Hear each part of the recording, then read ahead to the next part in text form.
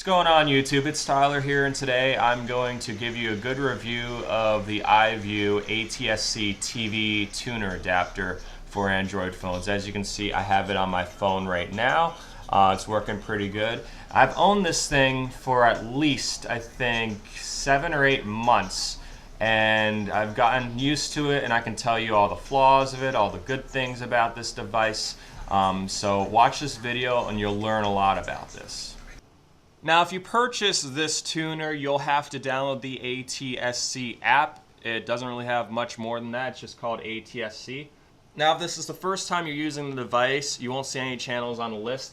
It'll ask you to scan. One thing I really like about this tuner is that it shows you the physical channel that it's scanning and if it gets what I call a hint of anything. So right now it's scanning through the channels. Channel 9, that's where all my local channels are at.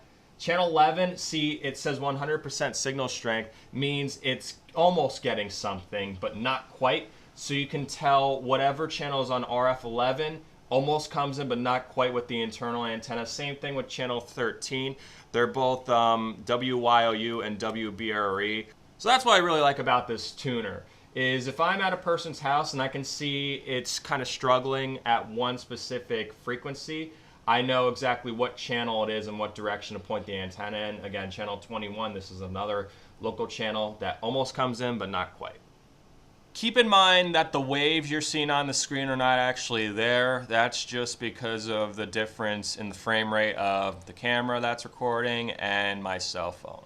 So once it's done, it'll show you the channels that came up. And again, I recommend either plugging into an external antenna using MCX to RF adapter or using the longer rod that's included. Maybe going to a good central location where good reception is to get all the channels in the market on your list first.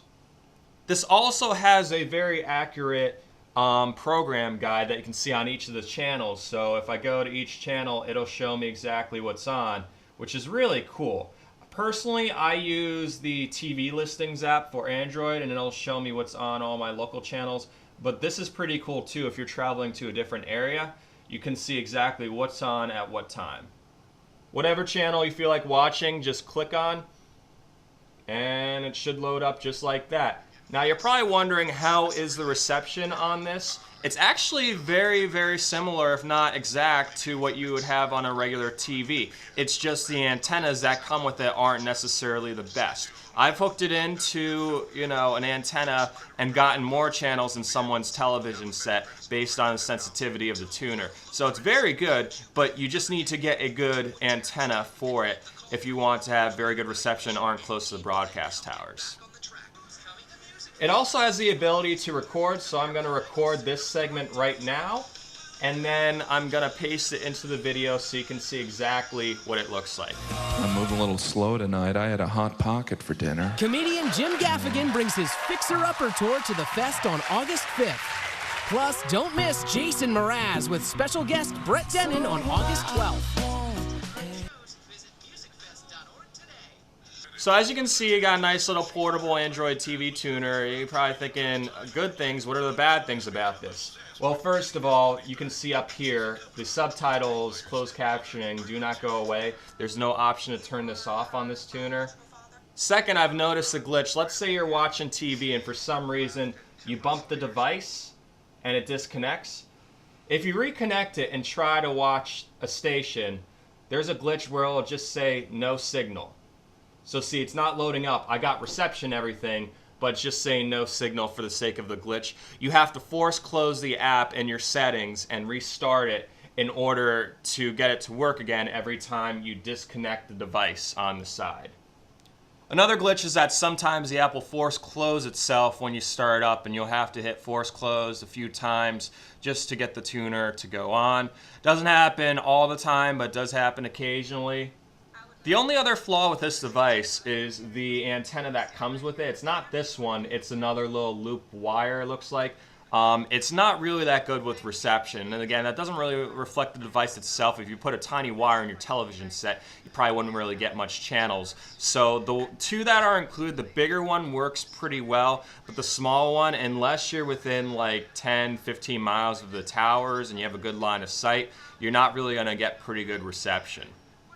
Hopefully this review was helpful to you. This device, the newest one, they used to have an older model. It didn't work on my Samsung Galaxy S5, but the new one does. So I've included a link in the description to the item on Amazon. I can tell you, as I said, it works with more models than the previous model. So if you had purchased this in the past, maybe a year or two ago, and it didn't work with your phone, try purchasing this one and it may work. Overall, I give it a 3.5 out of 5 stars. It does what it's supposed to. You can watch over-the-air TV broadcast. You just might have to, you know, fiddle your phone a little bit to get it in if you don't have a good antenna, and you might have to force close the app if you have problems. But there's nothing else like this on the market. It's great for emergencies, great for camping, great for traveling, great for if you install TV antennas like myself, and you don't want to carry around, you know, a 9-inch, 12-inch TV.